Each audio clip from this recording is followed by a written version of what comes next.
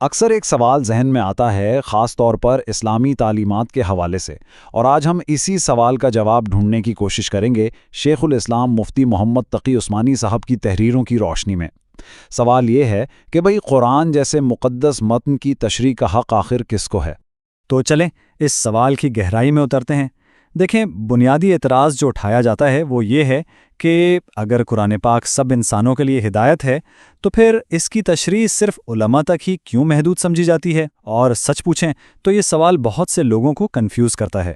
تو یہ جو علماء کی اجارہ داری کا ایک تصور بنا دیا گیا ہے یا اعتراض کیا جاتا ہے، آئیے دیکھتے ہیں کہ مصنف اس چیلنج کو کیسے لیتے ہیں اور اس کا جواب کیا دیتے ہیں۔ اچھا، مصنف کا جواب بہت سیدھا اور دو ٹوک ہے۔ وہ صاف کہتے ہیں کہ یہ ایک انتہائی سطحی اور جذباتی اعتراض ہے، یعنی اس کا حقیقت سے، سمجھ سے کوئی لینا دینا ہی نہیں ہے۔ اب یہ ایک بہت بڑا دعویٰ ہے، تو چلیں دیکھتے ہیں کہ اس کے پیچھے ان کی دلیل کیا ہے۔ یہاں ایک بہت ہی باریک لیکن اہم نقطے کو سمجھنا ضروری ہے۔ دیکھیے، قرآن سب کے لیے ہے، اس میں کوئی شک نہیں، لیکن اس کا یہ مطلب ہرگز نہیں کہ کوئی بھی بنا کسی خاص علم اور ٹریننگ کے اٹھے اور اس سے پیچیدہ قانونی اور دینی احکامات نکالنا شروع کر دے۔ اب اس بات کو مزید آسان بنانے کے لیے مصنف ایک زبردست مثال دیتے ہیں، اور یہ مثال دوسرے علوم سے ہے، ایسی چیزوں سے جن سے ہم روزمرہ زندگی میں ڈیل کرتے ہیں۔ یہ موازنہ بہت دلچسپ ہے۔ ذرا سوچیں، قانون، میڈیسن یا فلسفے کی کتابیں لکھی تو سب کے فائدے کے لیے ہی جاتی ہیں نا، لیکن کیا کوئی بھی میڈیکل کی کتاب پڑھ کر خود سرجری کرنا شروع کر دیتا ہے؟ بالکل نہیں، اس کے لیے ایک ماہر، ایک ایکسپرٹ کی ضرورت ہوتی ہے۔ مصنف کا کہنا ہے کہ بالکل یہی اصول قرآن اور سنت پر بھی لاگو ہوتا ہے۔ تو پھر اسی دلیل کی بنیاد پر کیا ہم یہ بھی کہہ سکتے ہیں کہ وکیلوں اور ڈاکٹروں نے اپنے اپنے فیلڈز پر اجارہ داری یا مونوپولی بنا رکھی ہے؟ یہ اجارہ داری کا لفظ جب یہاں استعمال ہوتا ہے تو سوچنے پر مجبور کرتا ہے نا؟ اور اس کی وجہ بھی صاف ہے۔ جب کوئی نان ایکسپرٹ ان فیلڈز میں ہاتھ ڈالتا ہے تو نتائج کتنے خطرناک ہو سکتے ہیں۔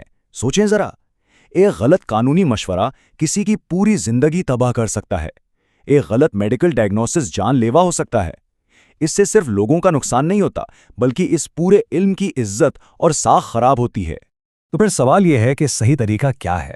اگر ہر کوئی خود ایکسپرٹ نہیں بن سکتا تو اس علم سے فائدہ کیسے اٹھائے؟ مصنف کہتے ہیں کہ اس کے صرف اور صرف دو ہی صحیح راستے ہیں۔ پہلا راستہ تو یہ ہے کہ آپ خود ماہر بن جائیں، جی ہاں، باقاعدہ اساتذہ کے پاس جائیں، وقت لگائیں، محنت کریں اور اس علم میں مہارت حاصل کریں۔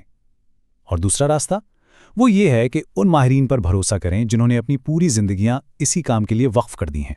اور مصنف یہاں بہت واضح طور پر کہتے ہیں کہ ان دو راستوں کے علاوہ کوئی بھی تیسرا راستہ اختیار کرنا یہ نہ صرف اس علم کے ساتھ ناانصافی ہے، بلکہ یہ اپنے آپ کے ساتھ بھی زیادتی ہے۔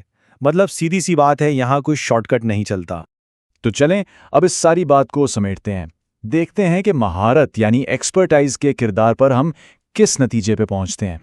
تو جس چیز کو تنزن اجارہ داری کہہ دیا جاتا ہے وہ دراصل ایک 100% معقول اصول ہے۔ یہ کوئی خاص بات نہیں، بلکہ یہ تو ایک ایسا بنیادی اصول ہے جو دنیا کے ہر علم، ہر فن پر لاگو ہوتا ہے۔ تو یہ اجارہ داری نہیں، یہ اہلیت کی شرط ہے۔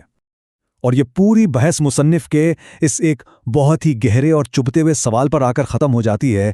وہ پوچھتے ہیں، کیا ساری دنیا میں صرف قرآن و سنت ہی معاذ اللہ ایسے لاوارث رہ گئے ہیں کہ ان پر ہر کوئی آ کر تجربے کر سکتا ہے؟ یہ سوال اصل میں اس پوری دلیل کا خلاصہ ہے۔